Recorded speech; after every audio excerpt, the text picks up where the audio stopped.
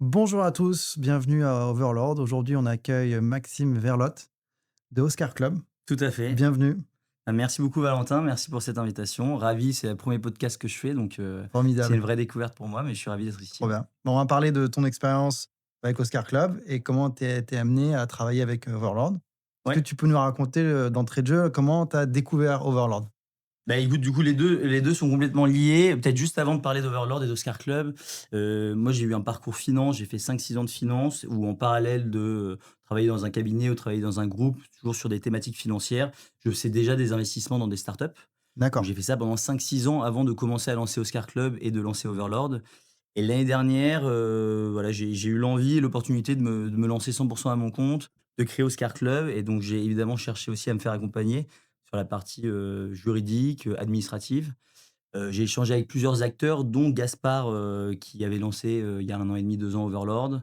On a eu un échange très fluide. En fait, il répondait complètement à ma problématique, c'est-à-dire, apporter de la valeur sur la partie sourcer des deals, les analyser, les suivre, trouver des investisseurs et en fait mener, tous ces combats, en perso, mais pas du tout sur la partie, administrative et juridique où j'avais besoin de quelqu'un qui m'accompagne au quotidien et donc c'est comme ça que j'ai échangé avec Gaspard, c'est comme ça que j'ai choisi d'être accompagné par Overlord et aujourd'hui, bah, j'en suis très content, on est sur notre 7e deal et on continue avec eux, donc c'est que ça marche bien et qu'on est content du parcours, qu'on fait ensemble, ouais. super. Là, tu as mentionné donc, toute la partie administrative, comptable et juridique, c'est ce qu'on appelle le back-office Ouais, tout à fait, ouais. et c'est ce que Overlord prend en charge. Du coup, toi, tu peux te concentrer sur ton business, ton activité qui est d'aller sourcer des deals. Ouais, exactement, je Donc, me concentre vraiment sur là où j'ai de la valeur ajoutée, c'est-à-dire, sourcer des deals, peut-être que je réexpliquerai un petit peu plus, ce qu'on fait ouais, tout à l'heure volontiers, avec, ouais, avec Oscar Club. ouais, Et c'est surtout cette partie de sourcer des deals, de les analyser et en même temps de faire vivre une communauté à côté, d'investisseurs de plus en plus nombreux et faire matcher les investisseurs et les deals pour, réussir à faire des beaux investissements ouais, qui, dans le futur, se révéleront être des très bons investissements, je l'espère. Mais surtout me délaisser de cette partie-là back office comme tu le mentionnais, qui est chronophage, qui prend du temps et qui ouais. apporte pas une vraie plus-value. En tout cas qui était pas, là où je voulais concentrer mon énergie. Donc c'est pour ça que j'ai délégué cette partie-là à Gaspard, Overlord et de manière générale, ouais. Alors tu peux nous expliquer un petit peu comment c'était, l'accompagnement à partir du moment où tu as découvert, la solution avec Gaspard et jusqu'au moment où tu as été set-up pour pouvoir, lancer, tu peux me parler un peu de cet accompagnement? Ouais, alors, de mémoire, on a commencé à se parler il y a 2 ans à peu près. On a eu un premier échange voilà, un échange d'une heure, où Gaspard m'a mis en confiance. J'ai pu lui poser toutes mes questions, surtout sur la partie structuration des SPV. Il y a Ouais, plein de types de SPV possibles. On peut les faire sous forme de société civile, on peut les faire sous forme de SAS. Chacun a des avantages, des inconvénients. J'ai pu pendant 1 heure, en fait, poser toutes mes questions, sur les SPV en tant que tels et sur un peu le process d'accompagnement d'Overlord. Une fois que j'ai eu mes réponses, j'ai mis, 2-3 mois aussi un peu en chambre personnellement pour pouvoir, avancer sur ma thèse et avancer sur les autres aspects, du lancement d'Oscar Club ouais. et une fois que j'ai été, confiant sur ma thèse et sur la date de lancement, c'est là que j'ai commencé à démarrer avec Gaspard pour faire le premier deal. On a fait notre premier deal en fin décembre, début janvier 2024, donc ça 2025, donc ça fait 1 an pile D'accord, OK. et donc après directement ça s'est mis en place avec Gaspard et avec Antoine, on a fait le premier SPV pour le premier deal, puis on a fait le deuxième SPV et cetera et là on close le 7e et on va démarrer le 8e. Trop bien, bientôt 10. À bientôt 10, je l'espère, l'idée à terme, c'est de faire, 10 SPV par an. En fait, nous, on fait Ah chez Oscar voilà. Club, donc là, je vais rentrer peut-être un peu plus Ouais, dans ouais, la thèse et dans la explique-nous tout thématique, sur mais Oscar Club. Oscar Club aujourd'hui, c'est 1 million d'euros déployés en 2025, 95 investisseurs, bientôt 100 et 7 SPV de réalisés, bientôt un 8e. En fait, l'idée à terme, d'ici l'année prochaine, c'est de faire tous les ans 10 investissements dans 10 startups ou PME et avec des montants d'à peu près 100 000 euros. Ça va entre 100 000 et 200 000 euros par investissement et c'est ça un peu la thèse et la ligne directive. On fait aussi bien de la PME que de la startup. Sur la OK. partie PME, on est très, focus, tech. Donc on a des boîtes deep tech comme, Iona Drone, qui est une boîte, américaine. On a une boîte à Reims qui s'appelle, Latitude, qui fait des fusées pour envoyer des nanosatellites dans l'espace. On a une boîte au nord de Paris qui s'appelle, EX9 qui fait des robots pour déplacer des conteneurs, à l'extérieur des entrepôts. OK. On a une partie très tech comme ça. On fait aussi un peu de médical. Là récemment, on a annoncé un investissement dans une boîte du nord de la France, qui fait du médical, qui s'appelle Lattice Médical du coup. OK. Et sur la partie PME, c'est une partie très opportuniste. On n'est pas focus tech du tout. L'idée, c'était aussi de pouvoir mettre en avant un peu, bah, les compétences que j'ai appris en 5, 6, 7 ans, en étant en cabinet, en faisant de l'analyse financière un petit peu plus poussée. Sur une PME, il y a un peu plus d'intérêt parce qu'évidemment, On a un peu d'historique au niveau du Ouais, PNL, du bilan, et donc du coup, on peut plus facilement projeter et challenger un peu le BP. Là où sur une startup, un BP, il faut le croire, il y a pas forcément d'antécédents pour vérifier que les datas sont bonnes ou qu'elles aillent dans le bon sens. ouais. Voilà, donc je voulais faire un peu de la startup, un peu de la PME, et sur la partie PME, c'est très opportuniste. Ça peut être, une usine, on a à La Courneuve une usine qui s'appelle, Ricom, qui fait du reconditionnement de textiles de seconde main. On a aussi alors je la mets dans la PME, mais plutôt un petit fonds d'investissement qui fait du microcrédit dans lequel on a investi, qui D'accord. s'appelle 21 Yield. Voilà, on en a beaucoup aujourd'hui, on a 14 portefeuilles, enfin 14 startups en portefeuille et Ouais. PME. Donc je vais pas toutes les citer, mais Certes, voilà, ouais. c'est vraiment un peu les 2 jambes de Scar Club, c'est d'avoir un peu de startup et un petit peu de PME, et ça reste des investissements toujours, à horizon moyen terme, hein. On est OK, sur du 3, 4, 5, 6 ans, OK. et voilà. Et donc ça, c'est des deals que vous cherchez, vous sourcez et vous présentez auprès de votre communauté, et vous leur proposez en fait des projets d'investissement, donc comme un, comme un catalogue de deals qui arrivent, quand le moment est bon pour, faire l'investissement, et vous, vous présentez ça à votre communauté, c'est ça?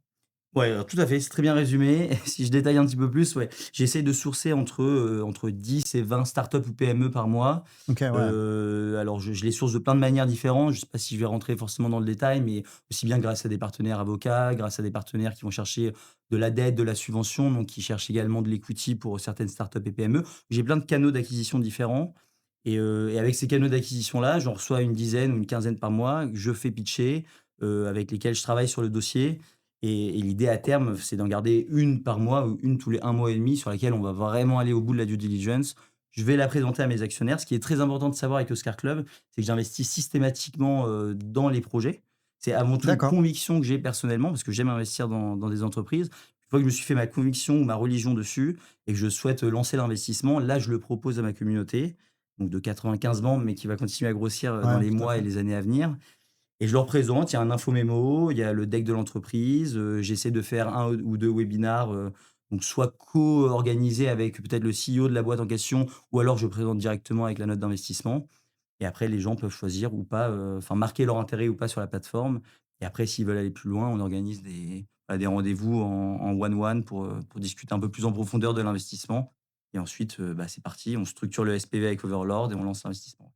Donc là, vous avez mentionné la plateforme. En fait, l'outil en ligne qui permet de présenter, donc de mettre en avant la startup, ou la PME, donc le deal dans lequel vous allez investir, Mmh. dans lequel vous investissez déjà, et en fait, vous invitez votre communauté à y participer également.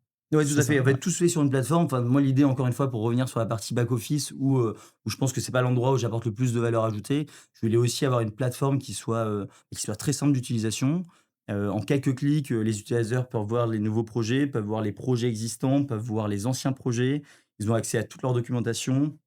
S'ils veulent poser des questions, ils peuvent aussi, et même pendant le parcours de souscription, lorsqu'ils veulent, investir concrètement dans un Ouais. deal, la signature se fait sur DocuSign en ligne sur la plateforme, l'intérêt, ou, le RIB, le virement bancaire, enfin toute la partie en fait administrative se fait sur la plateforme. C'est un vrai gain de temps. Quand on a 90 ou 100 investisseurs, ça se gère pas comme quand on en a 20 au début, donc Ouais, tout à forcément fait. ça demande bien plus de temps, et encore une fois d'avoir une plateforme qui est, fluide et bien organisée, ça me fait gagner beaucoup de temps là-dessus. Et ça vous a permis justement de passer de 20 à 80-90, et ça vous permettra de passer à plusieurs centaines, à Ouais, l'avenir. c'est tout ce que je me souhaite, hein, Voilà, c'est ça. bien sûr. Mais, oui, au début, 20 c'était gérable. Je pense que jusqu'à, 20, 30, 40 c'est gérable sans une plateforme. Ça demande beaucoup de temps, beaucoup Ouais. d'organisation, mais c'est encore gérable. Je pense qu'une fois qu'on dépasse les 70, 80, il faut avoir une plateforme pour que, ça aille beaucoup plus vite et que ça soit plus fluide. Mais aussi pour, du côté investisseur, hein. Ouais, tout à Eux, fait. ils sont demandeurs d'avoir une plateforme sur Ouais. laquelle, ils peuvent avoir peut-être leurs réponses assez rapidement, à leurs questions. Ils peuvent retrouver de la documentation, et ils ont pas besoin, de passer un coup de téléphone ou d'envoyer un mail, voilà, Vous c'est avez fluide commencé pour avec la moi et pour plateforme? eux. J'ai commencé directement avec la plateforme, ouais. Ouais, d'accord, super. Bon, comme Alors ça, avant c'est ce qui est Oscar Club, rodé. évidemment, quand je faisais des investissements perso, j'avais pas de plateforme, hein. On Ouais. était deux trois associés à investir, donc j'avais pas besoin de plateforme. Mais, je me suis dit: «Je lance Oscar Club». J'avais déjà un objectif, ou en tout cas comme une start-up, hein, j'avais déjà un BP sur la première année avec des objectifs très ciblés en nombre d'investisseurs que je voulais atteindre, décembre, en Ouais. nombre de volumes investis, et donc je savais directement qu'il me fallait une plateforme si je voulais être cohérent et réussir à atteindre ces objectifs, ouais. Alors, il y a un élément qu'on n'a pas mentionné, donc ces investissements, ils peuvent être faits de différentes formes, notamment sous forme de parts, d'equity. Peut-être pour les startups, c'est plus souvent le cas. et aussi par, dette, donc obligation. Mmh. Peut-être, c'est plus pour les PME. Tu peux nous en parler un petit peu? Comment tu choisis et qu'est-ce que tu proposes à ta communauté? Ouais, bah, alors, toutes les formes d'investissement sont possibles, après c'est plus moi qui vais arbitrer selon ce que je ressens. Ouais, On fait principalement de l'equity, souvent c'est des augmentations de capital sur des, seed, série A, série B. On va rarement au-delà parce ouais, qu'évidemment vu qu'on met des tickets, de 100 000 à 200 000 €, bah, déjà de la série B, c'est compliqué d'aller chercher une ouais, série B. c'est vrai. Série C, n'en parlons pas. Parfois avec des bons contacts, on arrive quand même à avoir une place sur la table de capitalisation. Et donc c'est majoritairement de l'augmentation de capital. Ouais. Ensuite, il nous est arrivé aussi de faire des OC, hein, on ça nous dérange pas typiquement, Donc OC, tu veux préciser? ouais, obligations convertibles, Voilà, donc très bien. ça arrive un petit peu avant l'augmentation de capital. Souvent, c'est pendant un bridge. Il y a un intérêt parce que ça nous permet et d'avoir un petit peu de rendement, les obligations convertibles ont du rendement qui est négocié et derrière, au tour suivant, ça permet de les convertir, donc au tour suivant sur l'augmentation de capital avec parfois, des conditions spécifiques. Je vais pas rentrer exactement dans les détails, mais il y a des conditions spécifiques. Souvent, c'est un bon outil. Il y a et de l'intérêt et en plus une conversion souvent qui se fait sur une valorisation plus basse que l'augmentation de capital de la Le série en départ, cours. ouais, ouais. Donc du coup, on fait les 2 évidemment, il y a d'autres formes d'investissement, qu'on fait aussi. C'est vraiment de l'arbitrage à chaque, deal. Qu'est-ce qui est le plus intéressant? Où est-ce qu'on arrive à négocier le plus? Et où est-ce que je trouve le plus d'intérêt? Bah, pour ma communauté d'investisseurs. Ah super. Donc de la dette ou départ, en fait, De la vous, dette vous au êtes départ, capable les ouais, de les 2 sont possibles, composer on les est 2. capable. Ouais, Pareil sur la plateforme, ça se fait très bien, hein, de tout à mettre fait. l'un en avant ou l'autre. Après c'est vraiment, c'est le ressenti de chacun. Est-ce qu'il y a plus d'intérêt de faire l'un ou l'autre? Ouais. Est-ce qu'il y a un deal en particulier que tu veux nous partager, passé, un deal passé réussi, une levée, qui a été une belle réussite, dont tu veux nous parler? Oui, oui, je peux parler de deals passés. Alors, il y a des deals en cours, mais donc évidemment, vu que le podcast n'est pas encore sorti, je préfère pas en parler pour Je éviter, comprends, ouais. tout conflit d'intérêts. Sur les deals passés, alors il y a un deal que j'aime particulièrement, je sais pas si on le place dans la startup ou dans la PME, mais on avait investi dans My Variation. C'est une startup PME qui fait justement de la vente de brosses à dents électriques et de manière générale, en fait, tout ce qui tourne autour de l'hygiène bucco-dentaire. OK. Voilà, c'est une entreprise dans laquelle on a investi il y a un petit peu plus de 2 ans. On est déjà sorti, hein. Ce que je disais tout à l'heure, souvent c'est des horizons d'investissement qui sont longs, 3, 4, 5, 6 ans. Là, il se trouve qu'on a eu une opportunité de sortir plus tôt que d'autres horizons, prévus et on est très content de aussi bien de l'accompagnement, de l'investissement que de la sortie. En autre deal, bah, après, les autres deals, moi, j'aime beaucoup la tech, donc évidemment, c'est les deals que j'aime bien mettre en avant. Mais Ouais, je c'est comprends. vrai que Latitude, c'est une entreprise qui nous tient à cœur parce qu'on a investi à 5 ans déjà dedans. Là, on est en train de relever un véhicule, d'investissement Pour réinvestir SPV dedans, pour réinvestir dedans. Je donnerai pas beaucoup plus de détails parce que, tout n'est pas acté et je veux pas, voilà, je veux pas trop en donner. Mais c'est une super start-up basée à Reims, dans le spatial, une start-up française. Il nous en faut des startups françaises parce qu'il y a beaucoup de concurrence, hein, américaine, les Allemands sont bons aussi sur ce secteur-là et d'autres pays, que je ne citerai pas, mais on a une belle boîte en France qui grossit bien. Ils sont 160 employés aujourd'hui à date. On a investi à l'époque, ils étaient même pas 10. Ils font que grossir, voilà, ils ont prévu leur prochain lancement, pour, fin de l'année prochaine ou début de l'année d'après. Ouais, c'est des Hem, vrais lancements, hein. C'est ouais, c'est c'est pas des comme vrais quand on dit lancements, c'est lancement des d'une fusées qui startup, là, font c'est lancer non, d'une là, fusée. c'est une fusée qui fait entre 20 et 22-23 mètres de haut, qui envoie des vrais, nanosatellites dans l'espace. Donc ouais, c'est les projets qui me tiennent le plus à cœur parce qu'évidemment, on finance de la R&D, donc c'est des projets sur du long terme Ouais. et il y a un vrai impact derrière. Il y a vraiment une technologie qui peut faire la différence. J'ai rien contre les entreprises de SaaS, hein, évidemment, il en faut aussi. Mais moi, ce que j'aime, c'est quand on peut avoir un vrai impact ou ouvrir un nouveau pan de l'économie ou et je pense que le spatial en est un très bon. Et si je pouvais parler aussi peut-être d'une autre entreprise qui me plaît beaucoup, c'est l'entreprise Lattice Médical. C'est une entreprise que j'aime beaucoup parce que là, c'est une entreprise qui répond à un vrai besoin. C'est-à-dire qu'il y a 2 millions de femmes tous les ans qui ont une ablation mammaire suite à un cancer du sein. La solution qui existe depuis, 30, 40, 50 ans, c'est de mettre des poches en silicone, hein, ce qui est une très bonne solution parce qu'elle existe. Mais, c'est une solution qui a plein de problématiques derrière. Il OK. faut régulièrement les changer, ça reste un corps étranger. Mmh. Il y a des risques, voilà, qui est peut-être un perçage ou qu'elle soit abîmée. Ils ont créé une solution, une coque imprimée en 3D, qui est résorbable. Donc c'est une coque, enfin on l'a mis grâce à une opération exactement comme la poche en silicone. Sauf qu'après cette opération-là, en 12 à 18 mois, il y a les tissus adipeux qui vont repousser, qui vont englober cette coque et ce corps étranger et comme elle est résorbable, elle va disparaître au fur et à mesure.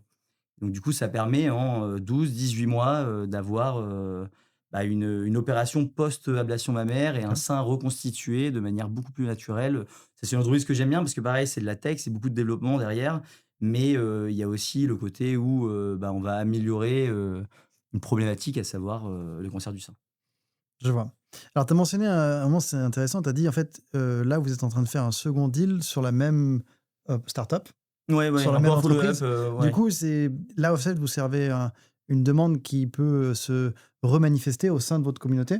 Peut-être qu'il y en a certains qui ont pas osé ou qui ont loupé ce premier deal et que du coup voudraient, sont demandeurs de participer au second deal et donc avec la solution Overlord, vous êtes capable de mettre en place et de proposer un autre deal, sur le même startup et donc finalement de contenter des gens qui, se rendent compte après coup qui veulent participer à ce deal-là? Ouais, tout à fait. Alors le follow-up, pardon, c'est une autre manière, de faire de l'investissement. C'est soit un investissement dans lequel on a déjà mis des billes, on Ouais. remet des billes un peu plus tard, soit parce qu'il y a un intérêt de notre communauté pour rentrer sur un tour, un peu plus, important, ou alors, parce que, on y croit et donc on veut remettre de la trésorerie pour concentrer un peu plus notre investissement, notre risque. C'est vrai qu'on le fait pas souvent. Là, il y avait une opportunité. J'avais beaucoup d'investisseurs dans ma communauté qui voulaient investir, Ouais, ouais. sur, Latitude, donc dans le cas présent et donc du coup, j'ai pu structurer un SPV, leur proposer et ils investissent dedans. On va sûrement faire la même chose avec une autre de nos participations l'année prochaine. En février-mars, on a une autre participation, qui fait un nouveau tour de table et on est très intéressés, on y croit beaucoup. J'ai des membres de la communauté qui veulent investir, donc on va sûrement en refaire un. Pour l'instant, c'est à la marge, hein, on parle d'un follow-up, peut-être un deuxième sur 14 investissements, donc c'est pas la majorité. Mais voilà, on est ouvert à tout, s'il y a une possibilité, Ouais, on le c'est top fait. ça, quand on peut sentir qu'en fait, il y a de la demande au sein de sa communauté ou Mmh. qu'on sait que ça a bien marché. Des fois, il y a certains investisseurs qui, en fait, attendent un peu pour voir, ou ils se précipitent pas sur les deals, quand ils arrivent, mais en fait, après coup, ils disent, «Moi, je veux de plus en plus participer aux deals et je veux plus de deals et je veux mettre des Mmh. plus gros tickets». C'est des choses que tu as pu observer, au fur et à mesure là, parce que tu en arrives à sept deals que tu as fait, hein, Ouais, 7 SPV? 7, le 8e démarre, donc Ouais, 8 cette année, OK. et un peu, l'année précédente. Ouais, pour répondre à ta question, en fait, il y a toujours un couple rendement-risque. C'est-à-dire qu'il y a des gens parfois qui aiment beaucoup un projet, mais qui se disent: «Bon, le projet est peut-être un peu jeune, on est Mmh. sur un seed, il y a pas encore assez de traction ou en tout cas, même s'il y a un rendement très intéressant dans les années à venir, le risque est trop important, je veux pas le prendre». Ouais, Bah, parfois, 1 an après, 1 an et demi après, la technologie, elle est beaucoup plus mature. Les investisseurs aussi, ils ont des enjeux personnels, hein. Parfois, il y a des années, ils peuvent plus investir, des années un ouais, peu moins. Ça dépend aussi de leur participation et de leur, vie perso, mais on va pas rentrer là-dedans et donc du coup, voilà, il y a cette raison-là. Parfois, les gens veulent un peu moins de risques, mais un peu moins de rendement et ils rentrent un peu plus tard sur un follow-up. ouais. Parfois, ils sont prêts à prendre beaucoup plus de risques pour espérer avoir beaucoup plus de rendement et veulent rentrer un peu tôt. Moi, sur mes, 95 investisseurs, j'ai un peu tous les profils, hein, 50-50, 50 c'est du, jeune 30-35 ans, 40 ans, qui travaillent soit en fonds d'investissement, soit en venture capital, soit en gestion de patrimoine, enfin voilà, qui gravitent autour du milieu de la finance. Qui viennent de votre réseau, de votre réseau Oui, professionnel? qui alors j'en ai certains qui alors j'ai démarré évidemment avec certains qui venaient de mon réseau professionnel, ou de voilà, de collègues, voilà, tout un réseau professionnel et au fur et à mesure que ça grossit maintenant la moitié je les connais pas forcément, je les ai au téléphone ou j'échange avec eux, mais c'est pas des gens que je connaissais personnellement à l'avance. Et donc il y a cette partie d'investisseurs qui ont 30-35 ans, qui veulent faire, 1 investissement, 2 investissements, 3 investissements par an. C'est surtout pour diversifier, hein. Parfois ils Ouais, font je déjà de la comprends. bourse, de l'immobilier, ils veulent aussi un peu s'exposer sur le venture capital. Oui, parce que c'est important de dire que nous, on commence à partir de 5 000 €. Le ticket minimum chez Oscar Club, c'est 5 000 €. Donc ça reste quand même accessible pour, un jeune actif qui veut une fois ou 2 fois dans l'année faire des Ouais, investissements. tout à fait. Et l'autre partie, les 50 qui restent, c'est des personnes un peu plus âgées, qui ont souvent la cinquantaine, la soixantaine, voire plus, qui ont, leur structure, leur start-up ou leur PME déjà existante Ouais, et qui veulent déployer des fonds. Donc ils ouais, font des tickets un peu plus importants, 20 000, 25 000, 30 000 €, parfois beaucoup plus de récurrence. Donc j'ai ces 2 profils-là et ces 2 profils-là investissent pas du tout de la même manière. Il y en a qui ouais, vont c'est préférer, intéressant. investir aussi un peu dans de la PME parce que pour eux, c'est moins risqué, mais il y a moins de rendement. Quand d'autres, parfois, vont vouloir faire, 1 ou 2 startups dans l'année parce qu'il y a plus de risques, mais plus de rendement. Voilà, l'idée, c'est de pouvoir proposer un catalogue Ouais. d'investissements qui soit toujours bien ciblé, bien choisi, bien analysé, et de qualité et essayer de faire le matching, le mieux possible avec mes investisseurs, ouais. Et à chaque fois, il y a des modalités différentes. C'est les investisseurs qui décident, eux, au final, de mettre l'argent dans tel projet ou dans tel projet. Donc, en fait, c'est Ouais. vraiment ce qu'on appelle le club deal par excellence, où en fait, c'est un club d'investisseurs et les investisseurs décident de mettre de l'argent dans tel deal ou dans tel deal. Ouais, exactement, Mmh. c'est ce qu'on appelle du deal by deal. Ouais. Moi, c'est ce que je voulais mettre en place au début. Parce que leur format, ou sinon un petit peu classique, c'est de mettre une allocation au début de l'année dans un fonds et le fonds va derrière distribuer l'argent au fur et à mesure, dans les projets qui l'intéressent Mmh. ou dans lesquels il croit. Moi, je voulais pas mettre ça en place, peut-être qu'un jour ça sera mis en place, mais je voulais commencer par du deal by deal. Je trouve ça bien plus intéressant pour l'investisseur de pouvoir vraiment choisir le projet dans lequel il veut mettre ses billes. Ça le responsabilise, ça lui donne bien plus envie de creuser le projet et même potentiellement d'aider, hein, parce que l'idée d'avoir une communauté d'investisseurs, c'est également, de pouvoir les solliciter lorsque Ouais. on a besoin, de subventions, d'un contact dans un domaine ou de trouver un directeur Les financier ou impliquer, en fait, c'est j'essaie le de les impliquer ouais, le plus possible, exactement, ouais. ça c'est l'idée et de faire du deal by deal, c'est aussi un intérêt, pour moi économique, en tout cas j'y crois.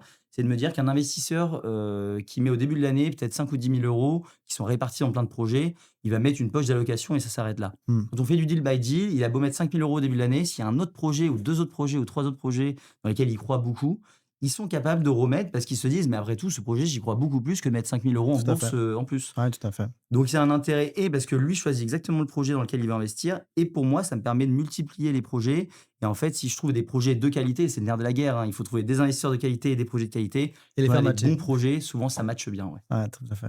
Alors, il y a un élément que je veux mentionner sur la partie suivi, Mmh, suivi de la communauté sur les investissements, les deals. Là, tu as dit que tu as fait une sortie un peu plus tôt parce que vous avez eu une opportunité sur un deal précédent. mmh, Du coup, tu as pu le communiquer communauté, à mmh. tes investisseurs en À mes disant: «Voilà, on investisseurs a au une Star Club, ouais. opportunité de sortie, du coup, là, on va pouvoir exercer ça» et le retour sur investissement qui était mentionné initialement sera plus court finalement, sera avant ce qui était prévu. Ouais, tout à fait, bah, alors après, avant ce qui était prévu, le retour sur investissement, il est toujours théorique Oui, jusqu'au c'est un jour où il horizon. arrive, C'est un évidemment horizon, ouais. et en effet, normalement, plus on reste longtemps dans une boîte, si elle performe, on a de chance d'avoir un bon retour sur investissement. Dans le cadre de cette entreprise particulière, voilà, on n'avait pas forcément, prévu de partir au bout de 2 ans ou 2 ans et demi.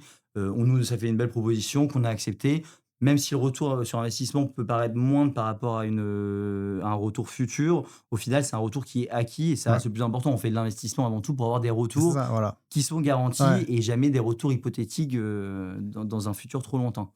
Donc, tout à oui, oui, il fait. y a aucun problème avec, le fait qu'une boîte nous propose un retour sur investissement, plus court et un peu moins conséquent. À partir du moment où il y en a un, nous, on est preneurs, ouais. Alors justement, ça, c'est positif parce que ça montre à sa communauté que les investissements aboutissent, font un retour positif et du coup, ça leur permet de dire: «Ah bah, je peux remettre, dans le prochain deal qui arrive parce que là, j'ai des liquidités qui me sont, renvoyées donc je peux, Mmh. rejouer, remettre dans le prochain deal qui arrive». Parce que finalement, bah, ça fonctionne, on a des bons retours positifs, et donc c'est des signaux en fait, encourageants et c'est des signaux que vous pouvez communiquer aussi sur en disant: «Voilà, parmi les deals qu'on a lancés, il y en a certains qui ont déjà été clôturés positivement, qui ont déjà eu un retour, qui est un bon retour et du coup, ça participe à l'engouement, que vous avez auprès de la communauté. Ouais, ouais, c'est sûr que ça, enfin, de faire un exit, ça renvoie toujours un bon signal. Ouais, Ça renvoie un bon signal d'un point de vue marketing, évidemment, ouais, parce tout à fait. qu'on prouve qu'on est capable d'investir, de suivre et à la fin de sortir d'un deal, de faire, en fait, l'investissement de A à Z. C'est un bon signal marketing, c'est aussi un bon signal économique. Moi, le premier, lorsque j'ai un exit, d'une PME ou d'une start-up, bien évidemment qu'une grosse partie du capital, exité, je vais le réallouer derrière dans plusieurs projets Voilà, et ouais. donc ça permet de faire Ça, tourner c'est la très machine. Moi, positif. je le fais personnellement, mais les investisseurs le font aussi, évidemment. Ouais, et justement, ils ont le choix dans les différents deals qui sont présentés, qui sont proposés. Ils se disent, «Bah, c'est super, je vais pouvoir, cette poche, de retour, je vais pouvoir la Mmh. redistribuer sur plusieurs deals cette fois». Exactement Ouais, et encore à nouveau ouais, rediluer leurs risques parce que quand on investit dans, 10-15 startups, bah, on a un peu moins de risques que si quand on fait all-in dans une ou 2 ouais, seulement donc tout à ça fait. c'est sûr. Ouais, tout à fait. Est-ce que tu peux nous parler maintenant de conseils, nous partager des conseils que tu pourrais donner à d'autres personnes qui nous regardent, qui voudraient lancer, leur levée de fonds Mmh. ou peut-être même leur club deal, qui s'intéressent à ça et qui se demandent, comment commencer, qui se projettent un peu? Qu'est-ce que tu leur dirais?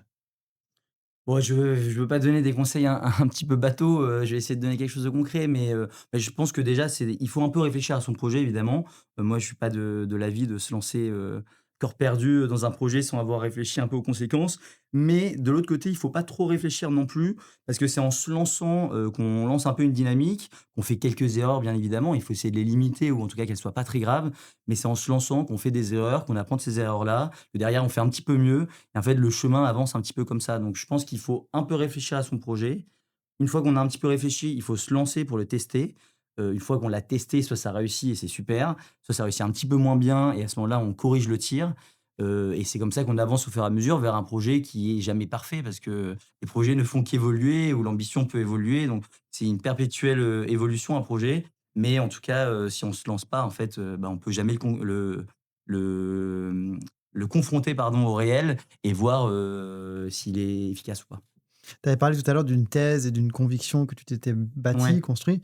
C'est ce que tu essayes de dire, c'est ce que tu veux communiquer, c'est dire travailler sur sa thèse, travailler sur ses convictions pour pouvoir ensuite les mettre en avant et avoir, un message de fédérateur à sa communauté en disant: «Voilà, nous on représente ça et voilà ce qu'on va aller chercher, voilà ce qu'on dans quoi on va investir». Ouais, ouais, tout à fait. La thèse, c'est important, il faut pas être enfermé dans une thèse, mais la thèse, elle est importante pour déjà définir auprès de sa communauté. En fait, quand il faut vendre, des projets, il faut que ça rentre dans une thèse et quand la communauté adhère à une thèse, bah, du coup, on vend plus facilement des projets derrière. Tout Moi, à fait. l'idée, c'était de me dire avec Oscar Club, voilà, j'ai pris ces 2-3 mois aussi de réflexion. Comment est-ce que je consolide une thèse qui est pas trop fermée? Parce que je veux quand même pouvoir faire, un peu de deal et pas avoir une thèse trop fermée.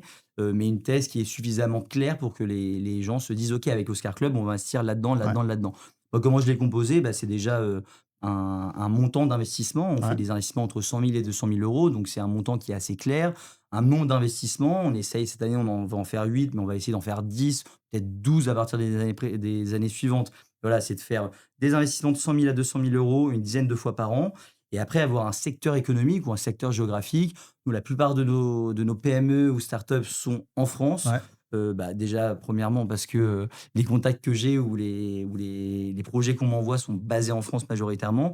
On en a une qui est aux États-Unis, mais c'est un petit peu différent. C'est Iona Drone et c'est vrai que pour, les drones, la robotique aux États-Unis, ça peut aller très vite. Donc du coup, ils avaient un intérêt à s'implanter là-bas, très bien. et pour lever des fonds. Et donc voilà, une thèse, c'est un montant, une Ouais, récurrence, une zone géographique ou un secteur, start-up. Quoi dans les start-up? Est-ce que c'est de la tech? Et ce qu'on veut faire, de la PME? Est-ce qu'on veut faire du développement durable? Est-ce qu'on veut faire voilà, il y a énormément de thématiques. Je pense qu'il faut quand même en choisir certaines ouais. et après il faudra l'adapter si jamais elle correspond pas exactement à ce qu'attendent nos investisseurs, ouais. En fait, vous donnez le scope, après vous donnez, l'horizon. Et après on parle de modalités, mais ça c'est comment vous présentez, comment on peut rentrer, ça c'est un peu plus dans le domaine du technique, mais dans le Oui, domaine après du les détail. modalités, oui, ça c'est vrai que, bah, non, mais il faut aussi y réfléchir évidemment, hein, les modalités, aussi bien de les frais qu'on peut amener parce qu'évidemment, lorsqu'on investit dans des entreprises, qu'on crée des SPV et qu'on fait un suivi, c'est un travail qui demande du temps. Donc du coup, Donc le modèle il y a économique et aussi un cetera. modèle Ouais, tout à économique à fait. réfléchir Ouais, évidemment. Bah, moi typiquement pour Oscar, je l'avais réfléchi comme ça en fait les différents leviers économiques lorsqu'on crée un club deal ou un fonds d'investissement, c'est de se rémunérer à la sortie, donc le carry interest, prendre de l'argent sur la plus-value. Tous les fonds d'investissement le font, je le fais également avec Oscar Club. Il y a aussi la possibilité de prendre des management fees, donc tous les mois ou tous les ans, de prendre un petit pourcentage de l'argent qui a été investi par les investisseurs dans des projets en tant que rémunération. ouais, Moi, j'ai décidé de ne pas le faire chez Oscar Club. d'accord. Je sais que ça se fait beaucoup et ça aurait pas forcément choqué mes investisseurs. Et je me suis dit, en fait, il y a beaucoup d'autres moyens de créer de la valeur et de gagner et d'avoir un rendement que de faire payer un tout petit peu chaque investisseur. Donc, j'ai décidé de ne pas faire de management fees. Et la partie, des frais d'entrée, il y a aussi des frais d'entrée. On peut être rémunéré pour avoir, bah, fait la due diligence du deal qu'on Ouais, présente. Moi, j'ai pas voulu mettre ça aussi en place pour la même raison. Je pense que la valeur, elle peut se créer ailleurs qu'avec seulement nos investisseurs. Donc du coup, les frais d'entrée, ou les frais de structuration, moi, que j'appelle, ils servent seulement à payer, bah, notre avocat, Overlord, le greffe et toute la partie administrative. Pas de management fees et les frais, par contre, de carry interest à la sortie, je les prends comme tout le monde. Du coup, je trouvais que c'était intéressant. Ça permettait à mes investisseurs de se dire: «En fait, avec Oscar Club, il y a un alignement des intérêts». tout à Le fait. jour où il y a un projet qui existe ou un projet qui est rentable, seulement à ce moment-là, Oscar Club va se rémunérer. Donc du coup, les investisseurs sont assurés que je vais tout faire et je vais bien suivre les projets pour qu'il y ait un jour une exit et un retour intéressant pour que je puisse me rémunérer. Sinon, évidemment, je travaille pour rien. Et après, bon, je ne sais pas si c'est l'enjeu du podcast, mais il y a d'autres manières également de se rémunérer sans passer par les management fees ou les frais d'entrée. Typiquement, voilà, je vois, entre 10 et 20 projets par mois. Parfois, j'investis pas dans ces startups ou pas dans ces PME parce que ça rentre soit pas dans la thèse, soit j'ai pas une conviction qui est assez forte et pourtant, c'est quand même des entreprises qui ont parfois des très bons projets. Ces très bons projets, bah, ils sont en recherche parfois de dettes, parfois ils sont en recherche de subventions, parfois ils sont en recherche d'accompagnement juridique, parfois peuvent être en recherche, là encore récemment, de due diligence technique ou, financière. Voilà, il y a Bonne chose, plein hein. d'enjeux qu'ils peuvent avoir autour et moi je me dis même si j'investis pas chez eux, bah, je peux être facilitateur. Je peux les aider à trouver le bon avocat, je peux les aider à trouver, Les le bon réorienter, oui. directeur Mmh. financier, ou directeur à temps partagé, enfin voilà. Je peux les orienter et c'est aussi un autre moyen de créer de la valeur. OK, super, magnifique. Voilà, c'est Est-ce qu'il y a une petite anecdote ou un message de la fin que tu veux nous partager? message de la fin, j'ai pas de message, particulier, juste que voilà, moi j'adore ce que je fais, je suis super content de m'être lancé. Pour ceux qui voudraient se lancer, évidemment on se pose des questions au début, c'est normal. Si on se pose pas de questions, c'est soit qu'on n'a pas peur, soit que le projet est trop facile. Donc c'est normal de se poser des questions. Mais encore une fois, je pense qu'il faut se lancer, il faut essayer et puis rien n'est grave, hein. Moi je suis très jeune, je sais pas les auditeurs quel âge ils ont, mais j'imagine qu'il y en a beaucoup qui sont jeunes aussi comme moi. Moi j'ai la trentaine. Il faut essayer, la vie est très longue, faut lancer des projets, si ça marche pas, on en relance un, si ça marche toujours pas, on en relance un et au final, c'est pas très grave que ça marche ou que ça marche pas d'un point de vue financier. Le plus important, c'est qu'on apprenne très vite quand on lance un projet, bien plus que quand on est, pas moteur du projet et qu'on est, salarié ou autre. Donc il y a encore de la place pour de rejoindre, la communauté Oscar Club en tant qu'investisseur? Ouais, ouais, il y a toujours de la place, on est passé d'une dizaine à une centaine, la première année. L'objectif de l'année prochaine, c'est de faire tout aussi bien, de passer de 100 à 200. Évidemment qu'il y a toujours de la place. Y on a un LinkedIn, si les gens veulent, me contacter, ils peuvent me contacter en direct sur LinkedIn, Maxime Verlotte, ou ils peuvent contacter directement Oscar Club. Il y a aussi une page. Ils peuvent me contacter s'ils sont intéressés par la thématique et qu'ils ont envie d'investir dans des projets de qualité parce moi j'ai la conviction, mais on source des super bons projets et en fait, quand on a des bons projets, des projets de qualité et bah, derrière les projets qu'on source sont d'autant plus qualitatifs que, ils viennent la plupart du temps des dirigeants de ces entreprises-là qui ont un réseau et qui me disent, bah, typiquement Stanislas Maximin qui est le CEO de Latitude, avec qui j'ai déjeuné encore la semaine dernière. Dès que je le vois, je lui demande toujours: «Mais est-ce qu'il y a pas, une start-up ou une PME qui t'a un peu tapé dans l'œil cette Ouais, année?» Il a un gros réseau, il a une analyse qui est très fine du marché. Il me dit souvent: «Bah oui, cette start-up est très bonne, je te mets en relation».